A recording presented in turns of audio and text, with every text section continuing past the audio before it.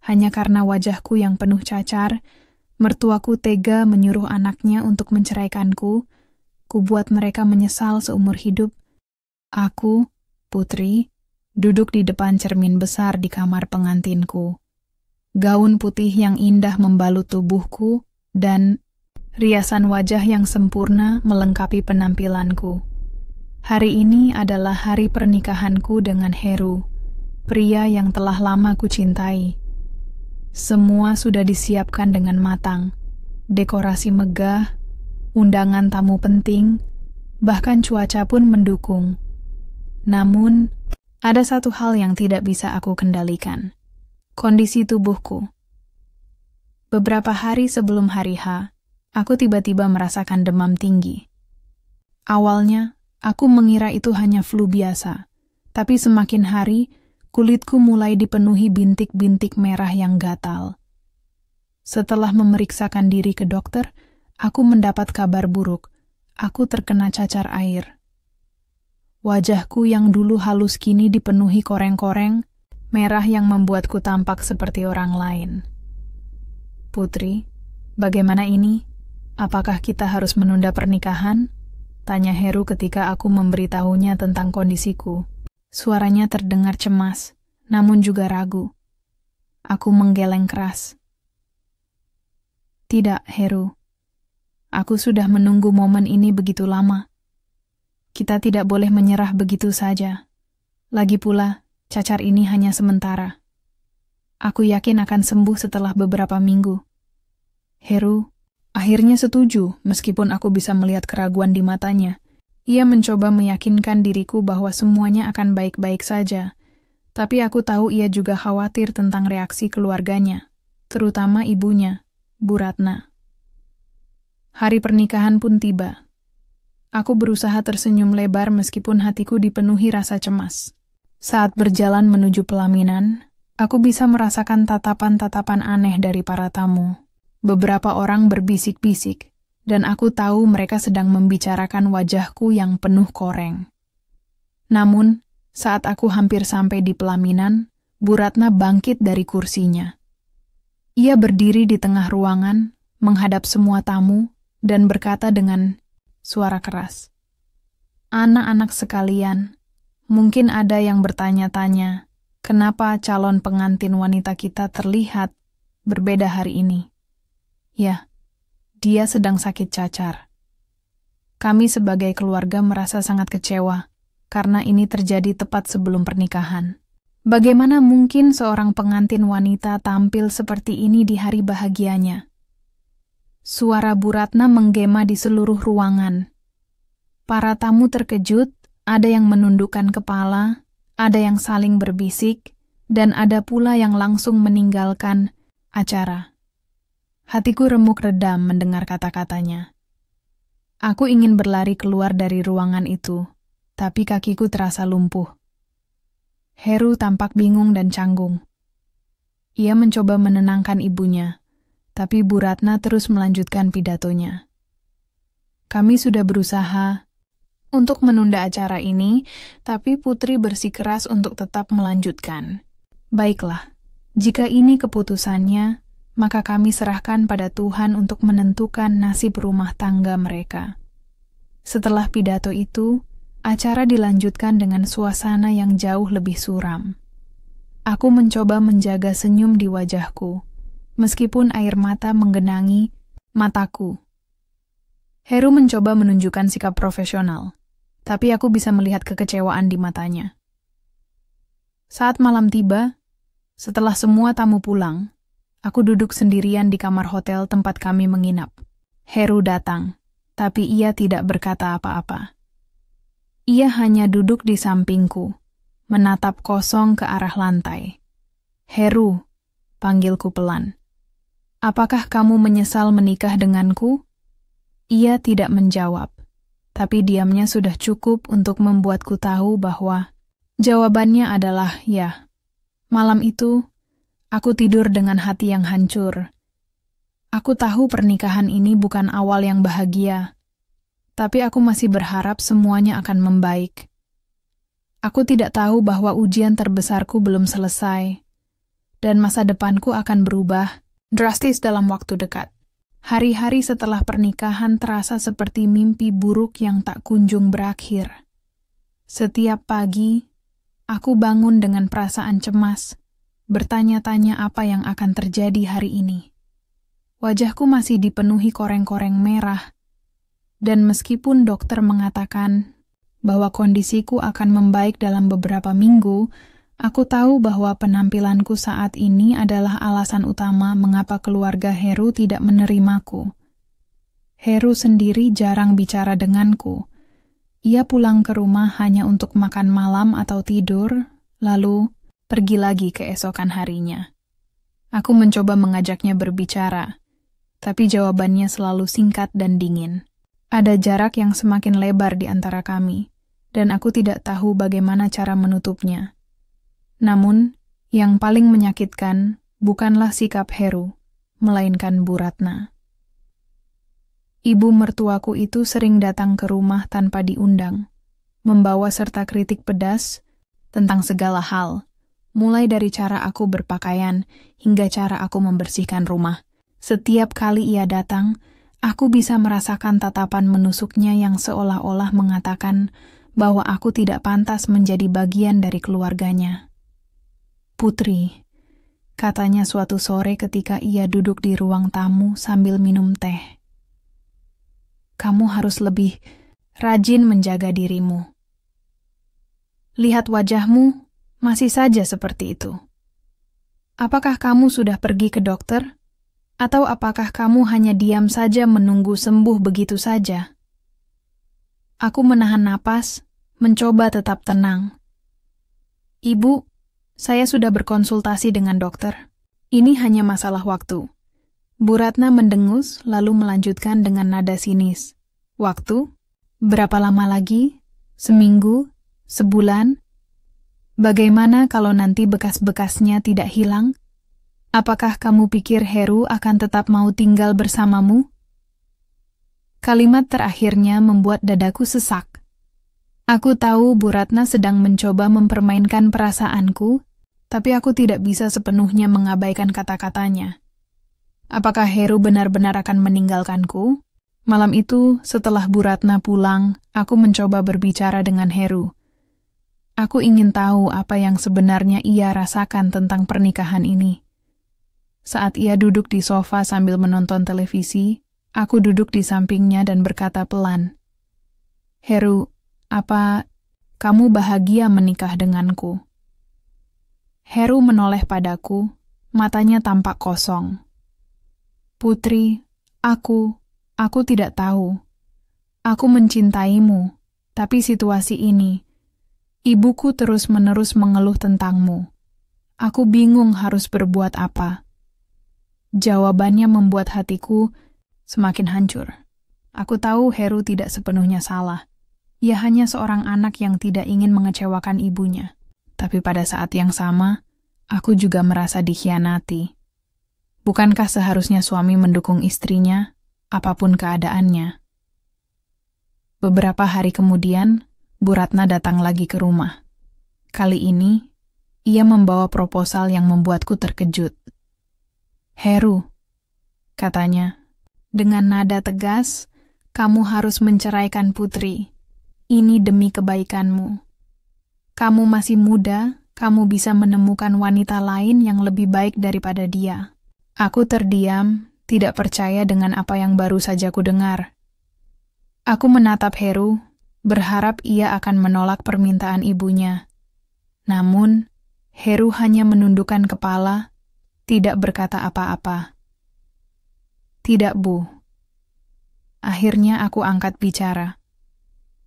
Suaraku bergetar, tapi aku berusaha tetap tegar. "Saya tidak melakukan kesalahan apapun. Saya sakit, ya, tapi ini bukan alasan untuk menceraikan saya." Bu Ratna tertawa sinis. "Sakit, Putri, kamu tidak hanya sakit, kamu mempermalukan keluarga kami. Kamu pikir semua tamu di acara pernikahan itu tidak membicarakan kita? Mereka pasti menganggap kita bodoh karena tetap melanjutkan pernikahan ini." Aku tidak bisa berkata apa-apa lagi. Air mata mulai mengalir di pipiku, tapi aku tidak peduli. Aku tahu Bu Ratna tidak akan berhenti sampai aku pergi dari kehidupan mereka. Beberapa hari kemudian, Heru akhirnya mengajukan perceraian. Ia datang kepadaku dengan wajah murung dan berkata, "Putri, aku minta maaf. Aku tidak bisa melawan ibuku. Dia terlalu keras, dan aku tidak bisa membuatnya bahagia jika aku tetap bersamamu." Hatiku hancur mendengar kata-katanya. Aku ingin marah, ingin berteriak, tapi aku tahu itu tidak akan mengubah apapun. Dengan suara bergetar, aku menjawab, "Baiklah, Heru. Jika ini keputusanmu, aku tidak akan melawan. Tapi ingat satu hal, aku tidak pernah melakukan kesalahan apapun. Ini semua karena orang-orang yang tidak bisa menerima kekurangan orang lain." Setelah itu aku mulai mengemas barang-barangku. Rumah yang seharusnya menjadi tempatku membangun keluarga kini terasa asing dan dingin. Aku meninggalkan semuanya, tanpa menoleh ke belakang, membawa hanya sedikit barang pribadi dan kenangan pahit yang akan terus menghantuiku. Setelah perceraian itu, aku memutuskan untuk meninggalkan kota tempat aku tinggal bersama Heru. Aku tidak ingin bertemu siapapun yang mengenal kami. Aku hanya ingin melupakan semuanya dan memulai hidup baru. Dengan tabungan kecil yang aku miliki, aku pindah ke sebuah kota kecil di luar pulau. Kota ini tenang, damai, dan jauh dari hiruk-pikuk kehidupan yang pernah membuatku tersiksa. Awalnya, hidup di sini tidak mudah. Aku harus beradaptasi dengan lingkungan baru, mencari pekerjaan, dan mencoba melanjutkan hidup meskipun hatiku masih terasa kosong. Wajahku pun belum sepenuhnya sembuh. Beberapa bekas cacar masih tampak jelas, meskipun sudah jauh lebih baik dibandingkan saat pertama kali aku sakit. Setiap kali aku melihat pantulan diriku di cermin, aku selalu diingatkan tentang semua yang telah terjadi. Tapi aku tahu aku harus kuat. Aku tidak bisa terus-menerus tenggelam dalam kesedihan. Suatu hari, saat sedang berjalan-jalan di pusat kota, aku melihat sebuah klinik kecil dengan tulisan dokter spesialis kulit di depannya.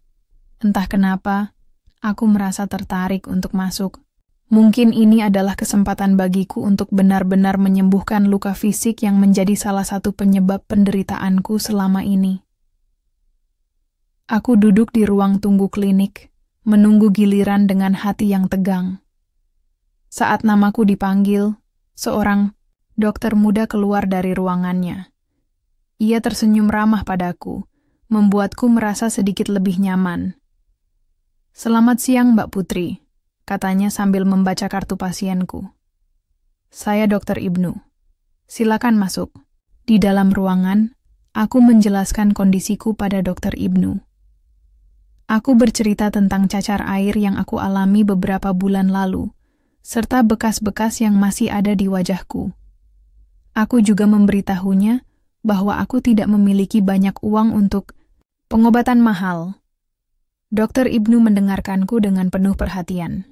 Setelah memeriksa wajahku secara detail, ia berkata, "Mbak Putri, saya akan membantu Anda. Jangan khawatir soal biaya. Saya akan melakukan yang terbaik agar Anda bisa sembuh tanpa harus membebani diri sendiri." Aku terkejut mendengarnya. "Tapi dok, apakah ini benar? Saya tidak punya banyak uang." Ia tersenyum lagi. Kali ini lebih hangat. "Saya percaya setiap orang berhak mendapatkan kesembuhan, Mbak Putri. Biarkan saya yang memikirkan sisanya." Kunjungan pertama ke klinik itu menjadi awal dari hubungan yang tak terduga antara aku dan Dr. Ibnu. Selama beberapa minggu ke depan, aku rutin datang untuk menjalani perawatan. Dr. Ibnu selalu sabar dan lembut dalam menangani kasusku. Ia tidak hanya fokus pada penyembuhan fisik, tetapi juga sering memberikan dukungan emosional ketika aku mulai merasa putus asa. "Mbak Putri," katanya suatu sore setelah perawatan, Penampilan bukan segalanya. Yang penting adalah bagaimana kita melihat diri kita sendiri. Jika Anda percaya bahwa Anda berharga, maka orang lain juga akan melihat nilai itu. Kata-katanya membuatku merenung. Selama ini, aku selalu merasa rendah diri karena penampilanku. Aku bahkan sempat berpikir bahwa cacar air ini adalah akhir dari segalanya. Tapi Dr. Ibnu membuatku menyadari bahwa aku masih memiliki banyak hal yang patut disyukuri. Selain perawatan kulit, aku juga mulai bekerja sebagai desainer busana freelance. Aku selalu suka menggambar sejak kecil, dan keterampilanku dalam mendesain ternyata cukup diminati di kota kecil ini. Beberapa toko lokal memesan desain dariku dan pelanggan mulai membanjiri media sosialku. Meskipun pendapatanku tidak besar, aku merasa puas karena bisa melakukan sesuatu yang aku cintai. Hubunganku dengan Dr. Ibnu semakin dekat seiring waktu. Kami sering berbicara tentang banyak hal, tentang kehidupan, mimpi, hingga masa lalu kami masing-masing. Aku akhirnya menceritakan tentang pernikahanku yang gagal dan perlakuan buruk ibu mertuaku. Ia mendengarkanku dengan penuh empati, tanpa pernah menghakimi.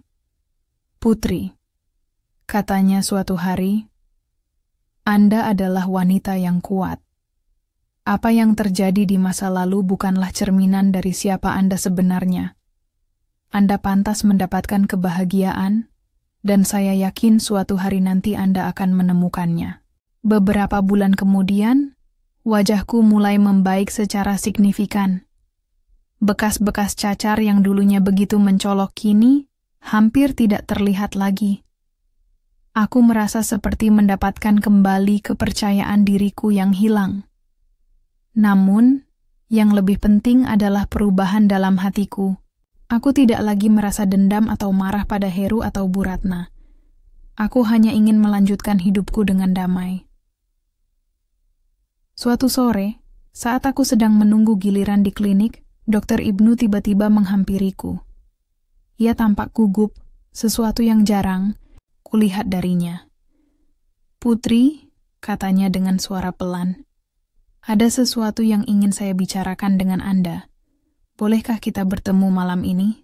Aku mengangguk, penasaran dengan apa yang ingin ia katakan. Malam itu, kami bertemu di sebuah kedai kopi kecil di pinggir kota. Suasana tenang. Hanya ada kami berdua di sana. Dr. Ibnu menatapku dengan mata yang penuh ketulusan. "Putri," katanya setelah beberapa saat, "saya sudah lama ingin mengatakannya. Saya sangat mengagumi Anda. Bukan hanya karena kecantikan luar Anda, tapi karena kekuatan dan keteguhan hati Anda. Saya ingin mengetahui, apakah Anda bersedia memberi saya kesempatan untuk menjadi bagian dari hidup Anda? Apakah Anda mau menikah dengan saya?" Aku terdiam, tidak percaya dengan apa yang baru saja kudengar. Selama ini, aku tidak pernah berharap untuk menemukan cinta lagi. Tapi di sini, di hadapanku, ada seorang pria yang benar-benar mencintaiku apa adanya. Setelah beberapa detik, aku tersenyum dan mengangguk. "Iya, Dr. Ibnu, saya bersedia." Setelah menerima lamaran Dr. Ibnu, hidupku berubah drastis, dalam arti yang terbaik. Untuk pertama kalinya sejak pernikahanku dengan Heru, aku merasa benar-benar dicintai dan dihargai. Dr. Ibnu tidak hanya memberiku harapan baru untuk masa depan, tapi juga mengajarkanku arti cinta yang sesungguhnya. Ia mencintaiku bukan karena penampilanku, melainkan karena siapa diriku sebenarnya. Namun, meskipun hatiku mulai sembuh, ada bagian dari diriku yang masih ragu. Aku takut jika kejadian buruk di masa lalu akan terulang lagi. Aku khawatir bahwa suatu hari nanti, Dr. Ibnu akan menyesal telah memilihku. Ketakutan itu seringkali menyelinap ke dalam pikiranku, terutama saat kami membicarakan rencana pernikahan. "Putri," Kata Dokter Ibnu suatu malam ketika kami sedang duduk bersama di taman dekat rumahnya, "Kenapa kamu selalu terlihat gelisah akhir-akhir ini?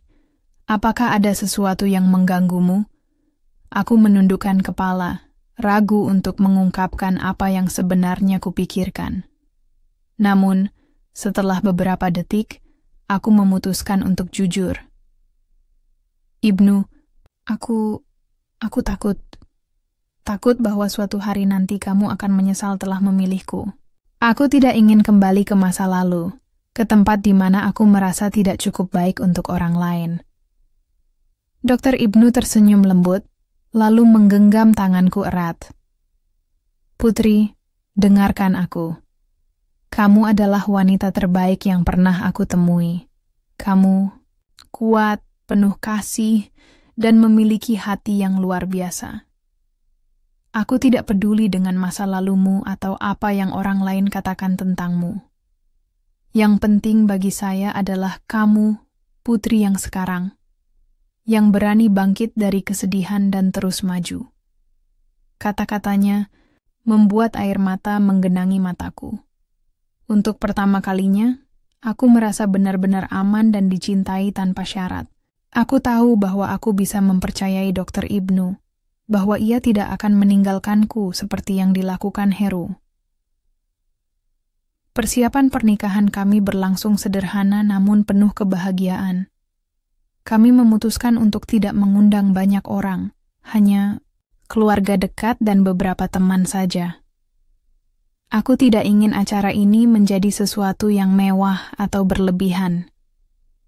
Bagiku, yang terpenting adalah momen ketika aku dan Dokter Ibnu berjanji untuk saling mencintai dan mendukung satu sama lain seumur hidup.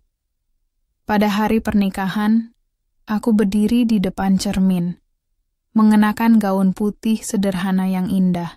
Wajahku kini sudah hampir sepenuhnya pulih, dan aku merasa lebih percaya diri daripada sebelumnya. Namun, yang membuatku paling bahagia bukanlah penampilanku, melainkan cinta yang aku rasakan di hatiku. Saat aku berjalan menuju pelaminan, aku bisa melihat senyum tulus Dokter Ibnu. Matanya bersinar penuh kebahagiaan, dan aku tahu bahwa aku telah menemukan tempatku yang sebenarnya. Saat kami berdiri berhadapan, ia menggenggam tanganku dan berkata dengan suara pelan, "Terima kasih telah mempercayaiku, Putri. Mulai hari ini, kita akan menjalani hidup bersama, apapun yang terjadi." Aku tersenyum, lalu menjawab, "Terima kasih telah mencintaiku apa adanya, Ibnu. Aku berjanji akan selalu mendampingimu." Setelah pernikahan, kehidupanku bersama Dokter Ibnu berjalan dengan damai dan penuh kebahagiaan. Ia mendukung karierku sebagai desainer busana, bahkan membantu mempromosikan desain-desainku kepada teman-temannya. Dengan dukungannya, bisnisku mulai berkembang pesat. Beberapa toko besar di kota mulai memesan desain dariku, dan aku bahkan mendapatkan tawaran untuk bekerja sama dengan sebuah merek fashion ternama. Selain karier, hubungan kami juga semakin erat. Setiap hari, kami selalu meluangkan waktu untuk berbicara tentang hal-hal kecil dalam hidup, tentang mimpi kami, tantangan yang kami hadapi, hingga kenangan-kenangan manis yang kami buat bersama. Dokter Ibnu selalu ada untukku, baik dalam suka maupun duka. Namun, meskipun hidupku sekarang begitu bahagia, ada satu hal yang masih mengganjal di hatiku. Masa laluku dengan Heru dan Bu Ratna. Aku belum pernah mendengar kabar tentang mereka sejak aku meninggalkan kota itu. Dan aku pun tidak pernah mencoba mencari tahu. Aku hanya ingin melanjutkan hidupku tanpa memikirkan mereka lagi. Suatu hari, saat aku sedang bekerja di studio desainku, seorang teman lama mengirimiku pesan melalui media sosial. Ia memberitahuku tentang kondisi Heru dan keluarganya. Menurutnya, Heru kehilangan pekerjaannya karena masalah internal di kantor, dan Bu Ratna terkena diabetes parah yang membuat hidup mereka semakin sulit. Aku membaca pesan itu dengan perasaan campur aduk. Di satu sisi, aku merasa lega karena keputusan Bu Ratna dulu telah membawa mereka pada kehancuran. Tapi di sisi lain, aku juga merasa iba. Mereka mungkin telah salah padaku, tapi aku tidak ingin melihat mereka menderita. Mungkin suatu hari, nanti aku harus mengunjungi mereka. Gumamku pelan pada diri sendiri. Namun, untuk saat ini, aku memutuskan untuk tidak terburu-buru.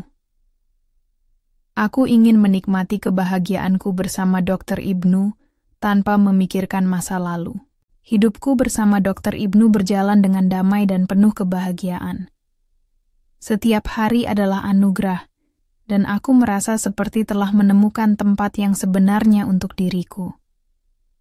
Namun, meskipun aku mencoba melupakan masa laluku, ada kalanya kenangan itu kembali menyelinap masuk ke dalam pikiranku, terutama saat aku mendengar kabar tentang Heru dan Bu Ratna.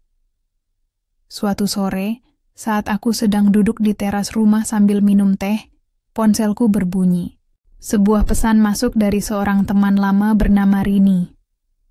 Kami pernah dekat dulu, sebelum aku meninggalkan kota tempat aku tinggal bersama Heru. Dalam pesannya, Rini memberitahuku tentang kondisi keluarga Heru. Putri, tulisnya, aku tahu, kamu sudah tidak ingin mendengar apapun tentang mereka, tapi aku merasa perlu memberitahumu. Heru sekarang hidup sangat sulit. Dia kehilangan pekerjaannya beberapa bulan lalu karena masalah internal di kantor. Sekarang dia hanya bekerja serabutan dengan gaji pas-pasan. Sedangkan Bu Ratna, ibunya sakit diabetes parah. Kondisinya semakin memburuk, dan Heru harus mengeluarkan banyak uang untuk pengobatan. Aku membaca pesan itu berulang kali, mencoba mencerna informasi yang baru saja kuterima. Awalnya, aku merasa lega karena keputusan Bu Ratna dulu untuk mencampakkanku ternyata membawa mereka pada kesulitan. Tapi semakin lama aku memikirkannya, semakin aku merasa iba. Mereka mungkin telah salah padaku, tapi aku tidak ingin melihat mereka menderita. Malam itu, aku bercerita kepada Dr. Ibnu tentang kabar yang kudapat dari Rini. Ia mendengarkanku dengan tenang, lalu berkata, Putri, ini bukan urusan kita lagi. Kamu sudah menjalani hidupmu sendiri, dan mereka juga harus bertanggung jawab atas pilihan mereka. Jika kamu ingin membantu, itu terserah padamu. Tapi jangan biarkan masa lalu mengganggu kebahagiaan kita sekarang. Aku mengangguk, setuju dengan kata-katanya. Namun, hatiku tetap tidak bisa sepenuhnya tenang. Aku tahu bahwa aku tidak memiliki kewajiban apapun untuk membantu mereka. Tapi rasa kemanusiaan di dalam diriku membuatku merasa perlu melakukan sesuatu. Beberapa hari kemudian, aku memutuskan untuk mencari tahu lebih lanjut tentang kondisi Heru dan Bu Ratna. Aku menghubungi Rini lagi, meminta alamat lengkap mereka. Awalnya Rini ragu untuk memberikannya, takut aku akan terluka lagi jika terlibat dengan mereka. Tapi setelah aku meyakinkannya bahwa aku baik-baik saja, ia akhirnya memberikan alamatnya. Setelah mendapatkan alamat tersebut, aku mulai merencanakan kunjungan. Aku tidak memberitahu siapapun, termasuk Dr. Ibnu, tentang rencanaku. Aku ingin melihat langsung bagaimana keadaan mereka tanpa ada tekanan atau ekspektasi apapun. Pada suatu pagi yang cerah, aku berangkat menuju kota tempat Heru dan Bu Ratna tinggal. Perjalanan itu terasa panjang, bukan hanya secara fisik, tapi juga secara emosional. Selama di perjalanan, aku terus memikirkan apa yang akan aku katakan ketika bertemu mereka. Apakah aku akan marah? Apakah aku akan membalas semua perlakuan buruk mereka di masa lalu? Ataukah aku hanya akan diam dan mendengarkan? Saat aku sampai di depan rumah mereka, Aku terkejut melihat betapa berbedanya kondisi rumah itu dibandingkan dulu. Dulu, rumah itu megah dan penuh kemewahan. Sekarang catnya sudah mulai mengelupas. Halaman depan dipenuhi rumput liar, dan suasana di sekitarnya terasa suram. Aku mengetuk pintu pelan-pelan. Beberapa saat kemudian, Heru membukanya. Matanya melebar saat melihatku. Ia tampak terkejut, bahkan mungkin sedikit takut. "Putri," katanya dengan suara bergetar, "apa yang kamu lakukan di sini?" Aku tersenyum tipis, mencoba tetap tenang. "Heru, aku hanya ingin melihat bagaimana keadaanmu. Boleh aku masuk?" Heru terdiam sejenak, lalu mengangguk. Ia membuka pintu lebih lebar, mempersilahkanku masuk. Di dalam rumah, suasana terasa begitu berbeda dari ingatanku. Ruangan-ruangan yang dulu penuh dengan barang-barang mewah kini terlihat kosong dan muram. Di ruang tamu, aku melihat Bu Ratna terbaring lemah di kursi roda. Wajahnya tampak pucat, dan tubuhnya jauh lebih kurus daripada yang kuingat. "Bu Ratna," sapaku pelan, mencoba tetap sopan meskipun hatiku masih menyimpan bekas luka dari perlakuannya dulu. Bu Ratna menoleh perlahan. Ketika ia melihat wajahku, matanya membelalak seolah-olah ia melihat hantu. "Putri," katanya dengan suara lemah. Kamu datang?" Aku mengangguk. "Ya, Bu. Aku hanya ingin melihat bagaimana keadaanmu." Bu Ratna tampak terdiam sejenak, lalu air mata mulai mengalir di pipinya. "Maafkan aku, Putri. Maafkan aku atas semua yang telah aku lakukan padamu. Aku salah. Aku sangat salah. Aku..." Terkejut mendengar permintaan maafnya. Aku tidak pernah menyangka bahwa wanita yang begitu keras dan sombong dulu akan menangis di hadapanku seperti ini. Hatiku terasa campur aduk antara dendam, kasihan, dan kelegaan. "Bu Ratna," kataku, pelan, "aku tidak datang ke sini untuk membalas dendam. Aku hanya ingin melihat bagaimana keadaanmu. Aku sudah melanjutkan hidupku, dan aku bahagia sekarang. Tapi aku juga tahu bahwa hidup ini tidak mudah bagi siapapun. Jadi, aku harap kamu bisa belajar dari semua ini." Bu Ratna hanya mengangguk, air matanya terus mengalir. Heru berdiri di sampingnya, tampak malu dan canggung. Ia tidak berkata apa-apa, tapi aku bisa melihat penyesalan di matanya. Setelah beberapa menit berbicara, aku memutuskan untuk pergi. Aku tidak ingin berlama-lama di sana, karena aku tahu bahwa kunjunganku hanya akan membuka luka lama bagi mereka. Saat aku berdiri di ambang pintu, Bu Ratna memanggilku. "Putri," katanya dengan suara bergetar. "Terima kasih sudah datang. Kamu benar. Kami telah salah. Semoga Tuhan memberkatimu selalu." Aku tersenyum tipis, lalu berbalik pergi. Saat aku melangkah keluar dari rumah itu, aku merasa lega. Bukan karena mereka menderita, tapi karena aku tahu bahwa aku telah bangkit dari semua yang mereka lakukan padaku. Aku tidak lagi merasa dendam atau marah. Yang tersisa hanyalah rasa syukur atas kehidupan yang aku miliki sekarang. Setelah meninggalkan rumah Heru dan Bu Ratna, aku kembali ke mobil dengan perasaan yang sulit dijelaskan. Ada lega, ada sedikit iba, tapi yang paling kuat adalah rasa syukur atas kehidupan yang kini kujalani bersama Dr. Ibnu. Aku tidak pernah membayangkan bahwa suatu hari nanti aku akan berdiri di depan mereka sebagai seseorang yang lebih kuat, lebih bahagia, dan lebih percaya diri dibandingkan saat aku meninggalkan mereka dulu.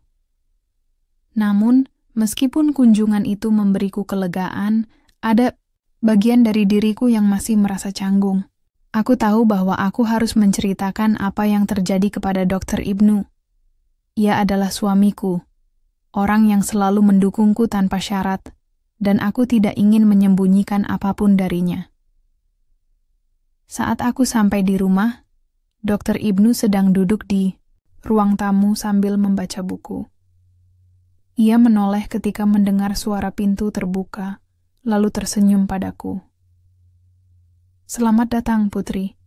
Kamu sudah pulang?" Aku mengangguk, mencoba tersenyum balik.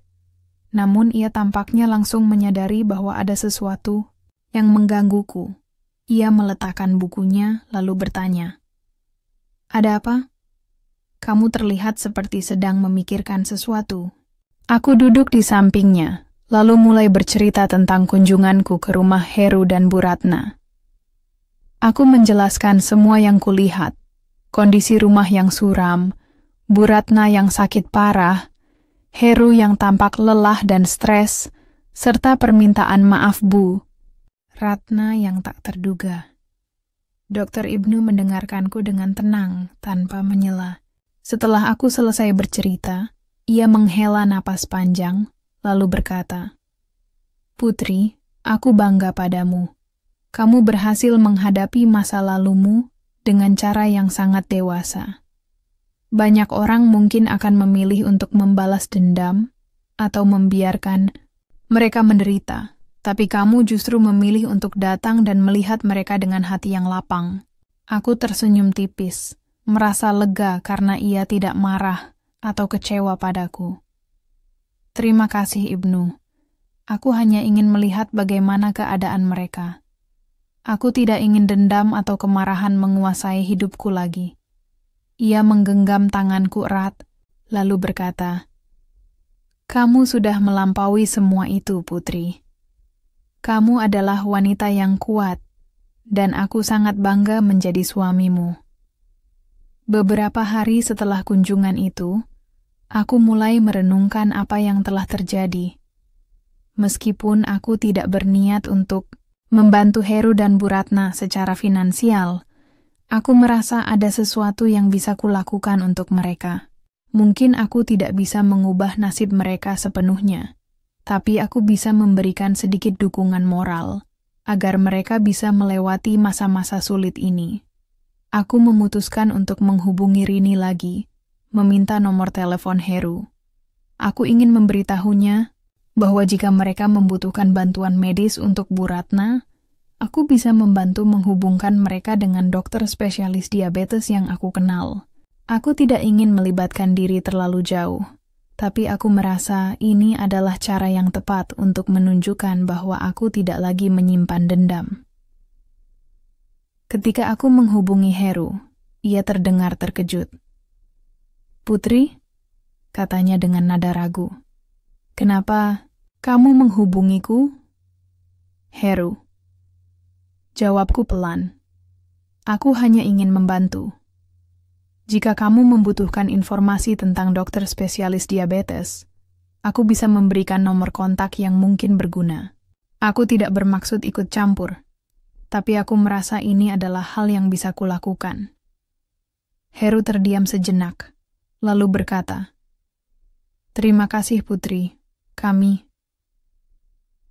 benar-benar membutuhkan bantuan. Aku tidak tahu harus berbuat apa lagi." Aku memberikan nomor kontak dokter tersebut, lalu menutup telepon. Meskipun aku tidak yakin apakah mereka akan benar-benar menghubungi dokter itu, aku merasa lega karena telah melakukan sesuatu. Pada malam harinya, aku duduk di samping Dr. Ibnu di teras rumah.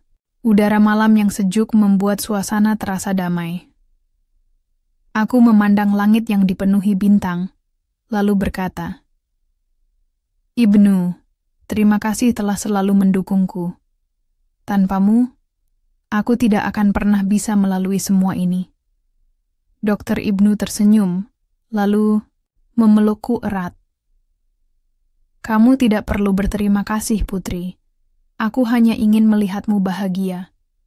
Dan lihat sekarang, kamu sudah jauh lebih kuat dari sebelumnya." Aku memejamkan mata, merasakan kehangatan pelukannya. Aku tahu bahwa aku telah menemukan tempat yang sebenarnya untuk diriku, di samping seseorang yang benar-benar mencintaiku apa adanya. Beberapa minggu setelah kunjungan itu, aku mulai merasa lebih tenang. Aku tidak lagi memikirkan Heru dan Bu Ratna sepanjang waktu seperti dulu. Mereka mungkin masih menghadapi kesulitan, tapi aku tahu bahwa mereka telah belajar dari kesalahan. Mereka, setidaknya, itulah yang aku harapkan. Aku juga yakin bahwa keputusan untuk membantu mereka adalah langkah yang tepat. Meskipun aku tidak bisa mengubah masa lalu, aku bisa mencoba menjadi seseorang yang lebih baik di masa kini. Namun, ada satu hal yang membuatku penasaran.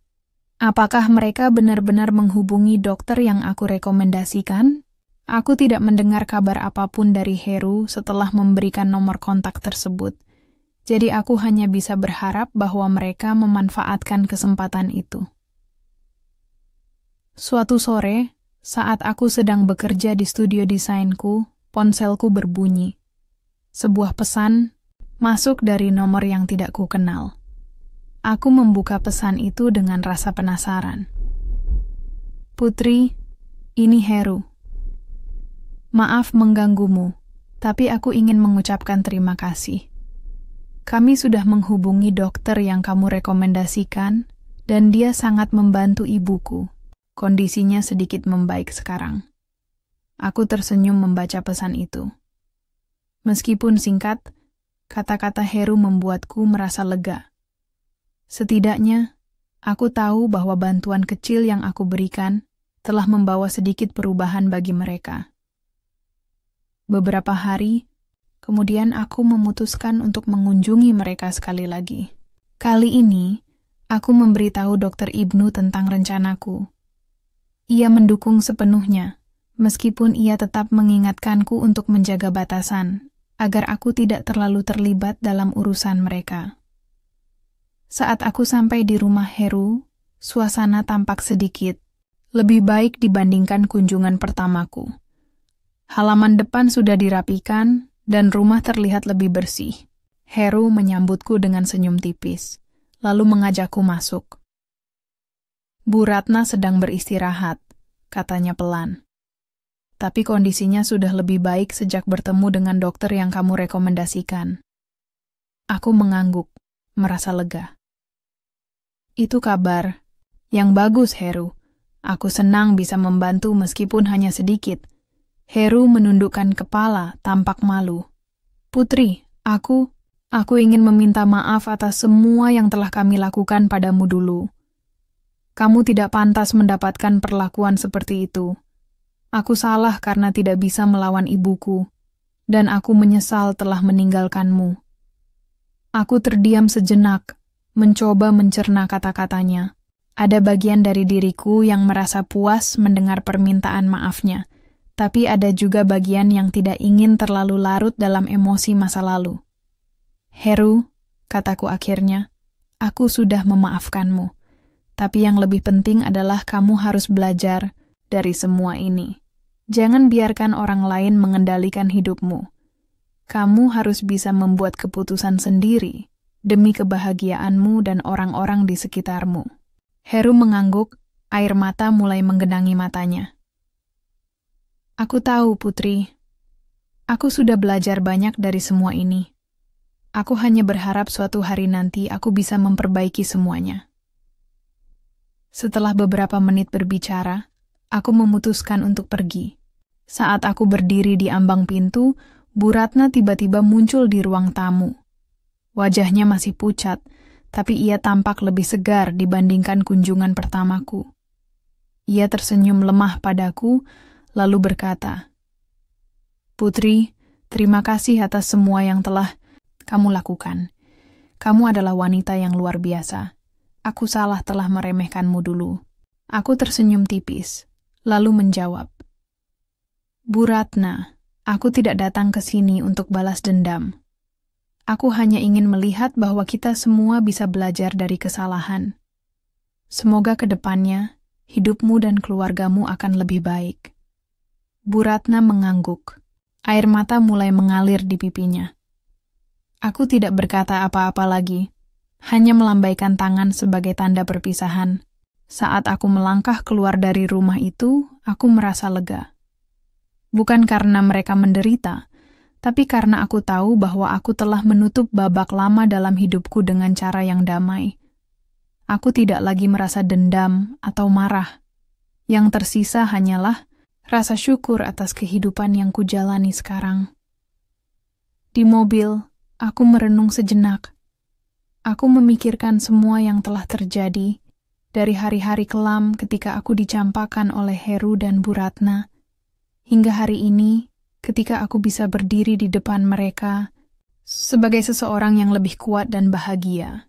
Aku tahu bahwa kebahagiaan sejati bukan datang dari balas dendam, tapi dari kemampuan untuk memaafkan dan melanjutkan hidup.